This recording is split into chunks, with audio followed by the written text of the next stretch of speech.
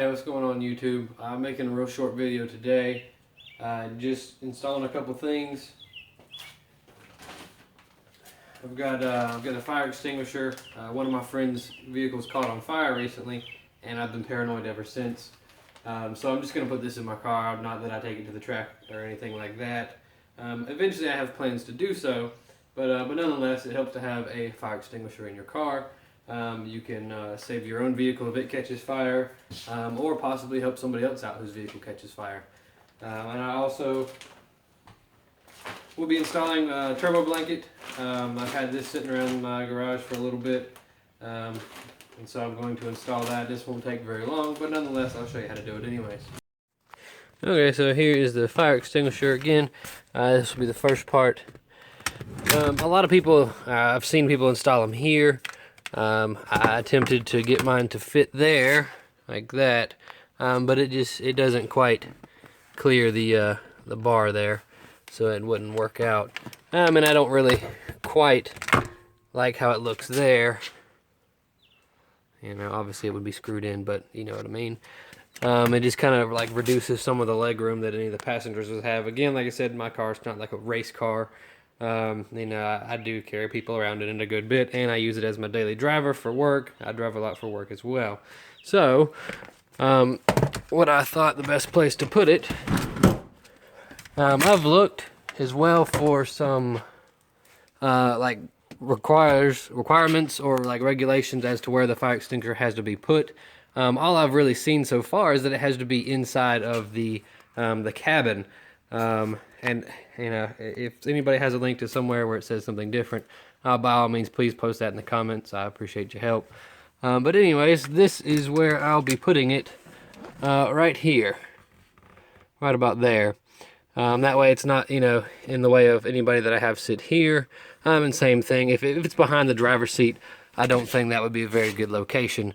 I could still reach behind me and grab it in case something catches on fire. I wouldn't have to get out of my car and move my driver's seat forward and all that kind of stuff. I should just be able to snatch it from right there in the middle. So that's where I'm going to put that. Okay, well, I've checked out this material here. There doesn't appear to be anything to actually screw into. So what I'm planning on doing is actually putting this behind there just for some support so that I have something to screw into, because there seems to be, like I said, just carpet there. But in order to do that, of course, I got to take out the back seats and this bottom part, which shouldn't be too bad. You just stick the key in up there, twist it, these fold down, you get them at the hinges, these come out, and then there's one screw back there for this and some little clips under here. So that'll be the next part I have to do. Okay, so I got the back seats folded down. These are actually the only two bolts you got to remove. I'm going to remove these real quick. It actually ended up being a little bit easier than I thought it was. I've taken these seats out 1,000,001 times. I got those two out, and it's hard to do with just one hand. And then you just push the bracket under, like so. Don't forget your little seat belt piece up here. It fits out right through that little gap.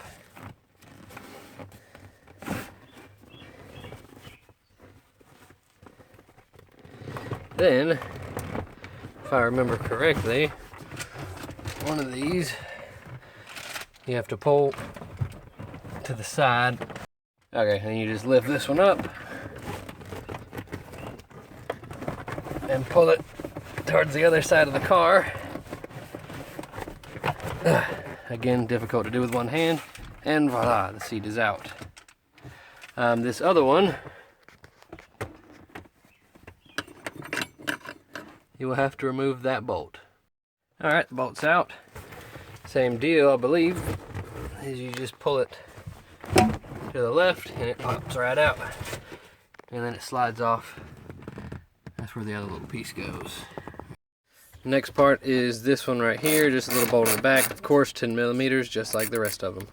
Alright, with those out, you just want to slide these up. Get them out of the way. Same thing on this side. Slide it up. Oops, sorry about the finger. And there should be two brackets on each side. You should just be able to pinch it, and then it pops up like that. Okay, so a little bit of change of plans. There is metal back here. What I thought was nothing was actually just this cushioning. So it's not too much further back. These are about the only screws I got that are long enough to reach that. Yes, I know they are not metal screws, but whatever, they will work just fine. I've pretty much already outlined where I'm going to place the bracket. You can see, line that up there and line it up with that mark. You will never see these once everything's installed, so it doesn't really matter. I just used a little Sharpie right there. So I'm going to line that up, and then I will use a Sharpie to line up my holes and put a dot there, and then I will use my drill, and I'll just go ahead and drill it out a little bit. Of course, I'm using a bit that is smaller, a little bit smaller than the core of this screw, so that it'll have something to catch to, of course. Alright, well, the bracket is screwed on. It seems to be held in pretty good. So now I will put in the extinguisher with one hand, hopefully. And then this is the part you got to pay attention to whenever you're buying your extinguishers. You don't just want to buy a house extinguisher because it will not have this extra clip, so it just roll around in your car all the time. And obviously that would not be very safe, especially if it hits something and goes off in your car. That would be funny. But yep, so then you just latch this bracket here. If I can do it one-handed. Up.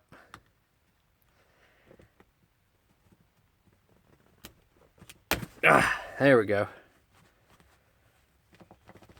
See, and it's good and tight.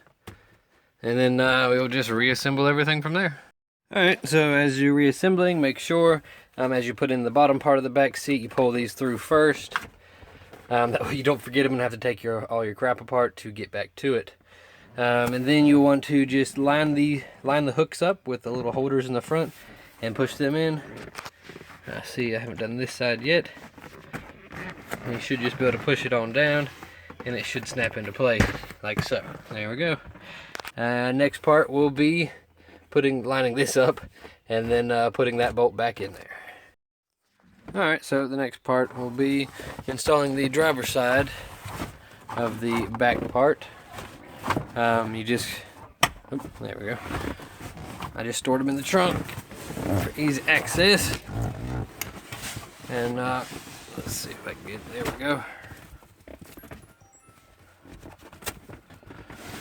And like I showed you in the first part, you'll kind of have to just line that up. Slide it in.